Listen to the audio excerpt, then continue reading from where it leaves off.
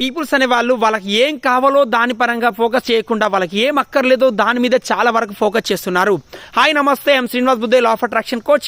More than 96% peoples వచ్చేసి వాళ్ళ life లో ఏం అక్కర్లేదో దాని మీద ఫోకస్ చేస్తూ దాని గురించి ఆలోచిస్తూ వాళ్ళు దాన్నే రిపీట్ చేస్తూ ఆడి ఎక్కువ ఏమైతే అక్కర్లేదో దాని గురించి ఆలోచించడం వల్ల వాళ్ళ లైఫ్ లో అవే ఎక్కువ రిపీట్ అవుతూ ప్రాబ్లం ఫేస్ చేస్తూ అందులోనే వాళ్ళ లైఫ్ లో చాలా ప్రాబ్లం ఫేస్ చేస్తున్నారు.